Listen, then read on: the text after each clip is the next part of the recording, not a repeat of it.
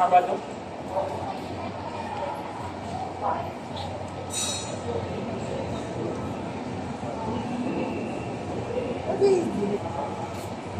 Anong sabi mo?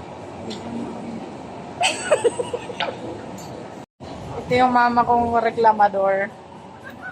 Kumain kasi yan ng madami. Kaya, umakyat kami dito sa hagdan. Reklamo siya. Mga ka-journey.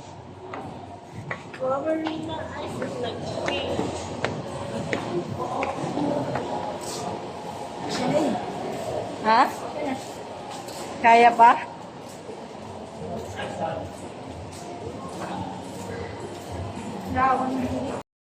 Hi mga ka-journey! So magandang hapon. Ngayon ay aking itatakil kung magkano ang ating mga nagastos sa ating pag-renew ng ating mga license ng LTAF at sa aking firearm.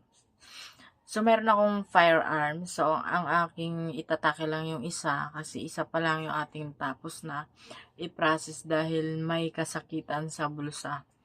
So, kaya ko to gustong ma-process din para ma-dispose ko ang ibang units mga ka-journey kasi hindi practical na magkaroon ng madami nito. Hindi naman natin to araw-araw nagagamit. So, hindi siya budget friendly mga ka-journey. Although, noon nakapag-invest dahil may pera pa. So, ngayon kasi pamahal ng pamahal yung mga bayaran, yung ating mga bilihin. So, kailangan natin maging wais na nanay, di ba mga ka-journey? Kahit na anong tipid natin, minsan kulang pa din, di ba? So, ito yung mga ka-journey ang aking nagastos, sa ating LTAF renewal, 10,250. Kasama na dito yung fee sa bank. And then, ng ating neuro ay 300 pesos.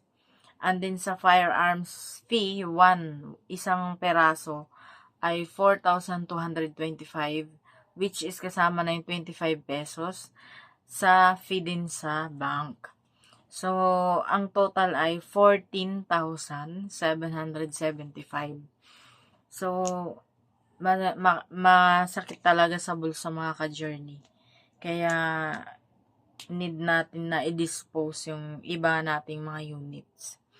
So, sa ngayon, hindi pa tayo medyo makapag-focus dun dahil may gun ban tayo dahil sa ating election. So, hindi naman bawal na mag-renew mga ka-journey. So, okay lang yun na mag-renew at mag-process ng mga papers for renewal. Or, kung kukuha kayo ng LTAF, hindi naman po bawal.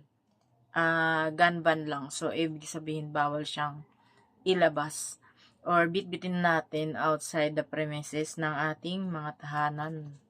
So, ayun lang at thank you so much sa ating mga bagong subscribers mga ka-journey at sa ating mga viewers.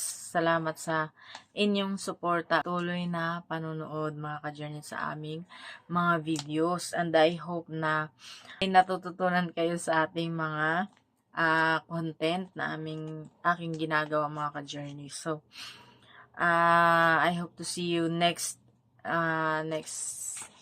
vlog mga ka-journey, and thank you so much again sa inyong patuloy na suporta sa aming vlog, and have a great day mga ka-journey. Thank you.